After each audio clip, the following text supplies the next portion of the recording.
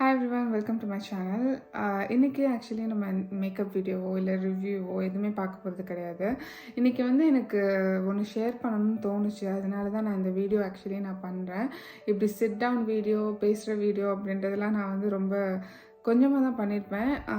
உங்களுக்கே சேனலில் பார்த்தா தெரியும். பட் ஒய் நாட், நம்ம ஏன் பேசக்கூடாது, தோன்றதை பேசலாம். We have the freedom of speech இல்லையா? அதனால் அதை பற்றி பேசலாம், இதை பற்றி பேசலாம் அப்படின்னு நம்மளும் கொஞ்சம் காசிப்ஸ் பண்ணலாம். காசிப்லாம் கிடையாதுங்க. ஜஸ்ட் என்ன அப்படின்னு பார்த்தீங்கன்னா, உங்கள் பிள்ளைங்க வெளியே விளையாடும் பொழுது ஆஸ் அ பேரண்ட்டாக, நீங்கள் பேரண்ட்டாக இருக்கீங்க அப்படின்னா இந்த வீடியோ உங்களுக்கு. ஸோ நீங்கள் பேரண்ட்டாக இல்லை, பட் நீங்கள் ஃப்யூச்சர் பேரண்ட்டாக ஆக போகிறீங்க. யாராக இருந்தாலுமே ஃப்யூச்சரில் பேரண்ட் ஆக தான் போகிறீங்க. அதனால் இது நீங்களும் பார்க்கலாம். பட் இல்லை, எனக்கு இது வேண்டாம், தேங்க்யூ, நன்றி, வணக்கம் அப்படின்னீங்கன்னா நீங்கள் ஸ்கிப் பண்ணி இந்த வீடியோ பார்க்க வேண்டாம்.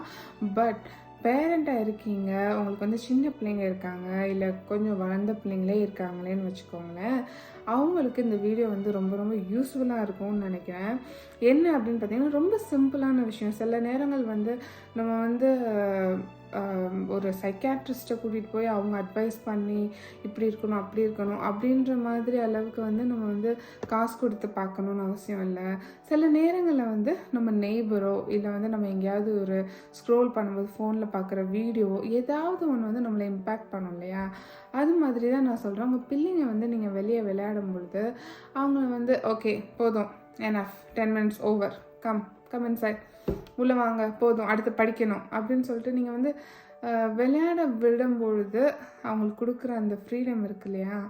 அவங்க அது நல்லபடியாக யூஸ் பண்ணி அவங்க நல்லா விளையாடுறாங்க, நல்லா ஃபிசிக்கல் ஆக்டிவிட்டி அவங்களுக்கு கிடைக்கிது அப்படின்னு சொன்னால் it is well and good. Because இப்போ உள்ள பிள்ளைங்களுக்கு உங்களுக்கே தெரியும், நீங்கள் நிறைய வீடியோஸில் பார்த்துருப்பீங்க, நிறைய ஷார்ட்ஸில் பார்த்துருப்பீங்க, ஸ்க்ரீன் டைம் இம்பேக்ட் என்ன அப்படின்னு சொல்லி, அதோட கான்சிக்வன்ஸ் என்ன அப்படின்னு சொல்லி. நிறைய பிள்ளைங்களுக்கு கான்சன்ட்ரேஷன் பவர் போகுது, ஸ்கூலில் படிக்க மாட்டேங்கிறாங்க, அப்புறம் லிஸ்னிங் கெப்பாசிட்டி இல்லை, வீட்டில் ரொம்ப அக்ரெசிவாக இருக்கிறாங்க, ஃபோனை எடுக்கும்போதோ இல்லை டேப் எடுக்கும்போதோ ரொம்ப அக்ரெசிவாக பிஹேவ் பண்ணுறாங்க அப்படின்லாம் சில பேர் கம்ப்ளைண்ட்ஸ். சில பேர் இல்லை, பல பேர் வீட்டில் இதுதான் இப்போ கம்ப்ளைண்ட்ஸே. அந்த மாதிரி இருக்கும்பொழுது நீங்கள் ஏன் உங்கள் பிள்ளைங்கள வெளியே விளையாட விடுற டைமை கட் டவுன் பண்ணணும்? ஸோ ஸ்க்ரீன் டைமை கம்மி பண்ணிவிட்டு வெளியே நல்லா விளையாட விடுங்க. நல்லா உங்களுக்கு ஃபிசிக்கல் எனர்ஜி வேஸ்ட் ஆகட்டும். இன்னொரு கம்ப்ளைண்ட் என்னென்னு பார்த்தீங்கன்னா ஒபிசிட்டி ஏன் இருக்குது? இப்போ வீட்டுக்குள்ளேயே உட்காந்து ஸ்க்ரீன் டைமே பார்த்துட்ருக்காங்க, இல்லை டிவி பார்த்துட்டே இருக்காங்கன்னா ஏதாவது சாப்பிட்டு, என்னோட பிள்ளையே அதை தான் பண்ணுறா. மம்மி ஏதாவது போய் சாப்பிட எடுத்துகிட்டு வா மம்மி அப்படிங்கிறான். அதனால ஒரு 4 வயசு குழந்தை அப்படி பண்ணும்பொழுது கொஞ்சம் வளர்ந்த பிள்ளைங்களோ இல்லை அதே ஏஜில் இருக்க பிள்ளைங்க அப்படி கேட்குறதுல எந்த வித ஆச்சரியமும் கிடையாது. ஸோ ஒபிசிட்டி வரும். அது நிறைய காம்ப்ளிகேஷன்ஸ் கொண்டு வரும், நிறைய டிசீசஸ் வரும் அதுக்கப்புறம். ஸோ நம்ம பிள்ளைங்க நல்லா ஃபிசிக்கல் ஆக்டிவிட்டியாக நல்லா விளையாடுறாங்களா, நல்லா விளையாடட்டும். அதுக்குன்னு படிக்கிறது தேவையில்லைன்னு நான் சொல்ல வரல. நல்லா விளையாடுற டைமில் விளையாட விட்டுருங்க. ஓகே 10 minutes தான், 15 minutes தான், 30 minutes தான் அப்படின்னு சொல்லி டைம் அப் வைக்காதீங்க. அவங்க எனர்ஜி வேஸ்ட் பண்ணி டயர்டாகி வீட்டுக்கு வரும்பொழுது வரட்டுமே. ஆனால் நீங்கள் இப்படிலாம் சொல்லலாம் மேடம், ஆனால் எப்படி நாங்கள் ஹோம்ஒர்க் பண்ண வைக்கிறது? இல்லை இப்படிலாம் நீ சொல்லலாமா? எப்படிம்மா நான் என் பிள்ளைய அப்புறம் நான் வீட்டுக்குள்ளே கூப்பிட்றது, வீட்டுக்குள்ளேயே வரமாட்டேங்கிறா அப்படின்னு சொல்லி நீங்கள் கேட்பீங்க. பட் நீங்கள் அவங்களுக்கு கொஞ்சம் ஃப்ரீடம் கொடுத்து பாருங்கள். அட் த சேம் டைம் நீங்கள் அவங்க எங்கே விளையாடுறாங்க, யார் கூட விளையாடுறாங்க, எந்த சரௌண்டிங்ஸ் எப்படி இருக்குது அப்படின்னு சொல்கிறத கண்டிப்பாக மானிட்டர் பண்ணணும். அது முக்கியமான விஷயம். ப்ளீஸ் ப்ளீஸ் ப்ளீஸ் ஃப்ரீடம் கொடுங்கன்னு டப்புன்னு போய் ஃப்ரீடம் கொடுத்தா போங்கப்பா எங்கேயாவது, அப்பா எனக்கு சந்தோஷம், நிம்மதியாக இருப்பேன், எனக்கு கொஞ்சம் டைம் இருக்குது, நான் என்னோடய லைஃப்பை என்ஜாய் பண்ண போகிறேன், நான் கொஞ்சம் டிவி பார்க்க போகிறேன் அப்படின்னு நினச்சிட்டு நீங்கள் அப்படி விட மாட்டீங்க எனக்கு தெரியும். ஆனாலும் உங்கள் கவனக்குறைவுனால உங்கள் பிள்ளைங்களுக்கு எதுவும் ஆயிடக்கூடாது, நம்மளுடைய பிள்ளைங்களுக்கு எதுவும் ஆயிடக்கூடாது. அதனால சொல்கிறேன், ரொம்ப ரொம்ப கேர்ஃபுல்லாக இருக்கணும். அண்ட் எதுக்கு நான் இந்த வீடியோ போட வந்தேன் அப்படின்னு சொல்லி கேட்டிங்கன்னா, நம்மனா தெரியல, என்னோடய ஏஜ் குரூப்பில் இருக்கிறவங்க இல்லை 90s கிட்ஸ், நம்ம சின்ன பிள்ளையாலாம் இருக்கும்பொழுது we had lot of friends, நிறைய ஃப்ரெண்ட்ஸ் இருந்தாங்க. நம்ம போய் விளையாண்டோம், வெளியே விறுவிறுக்க ஓடி பிடிச்சி அடித்து ஒளிஞ்சு என்னென்னமோ கேம்ஸ் நம்மலாம் விளையாண்டோம் இல்லையா? நம்மளுக்கு வந்து அவ்வளோ ஃப்ரெண்ட்ஸ் இருந்தாங்க. We had a gang. நம்மளுக்கு வந்து வீட்டுக்குள்ளே வான்னு கூப்பிட்டாலும் வந்துட்டு நம்ம போகிறதுக்கே மனசு வராது. ஆனால் இந்த காலத்து பிள்ளைங்களுக்கு அப்படிப்பட்ட ஒரு சரௌண்டிங்ஸ், அப்படிப்பட்ட ஒரு ஃப்ரெண்ட்ஸ் சர்க்கிள், ஒரு கேங் இருக்கா அப்படின்னு சொல்லி நீங்கள் கேட்டிங்கன்னா அது வந்து ஒரு பெரிய கொஷின் மார்க் தான். பிள்ளைங்க வந்து ஃப்ரெண்ட்ஸுக்காக ஏங்குற காலம் வந்து வந்துருச்சு. நாங்கள் வந்து அப்ராடில் இருக்கோம் அப்படின்னு சொன்னாலுமே பிள்ளைங்க நிறைய பேர் வெளியே விளையாடுறாங்க தான்.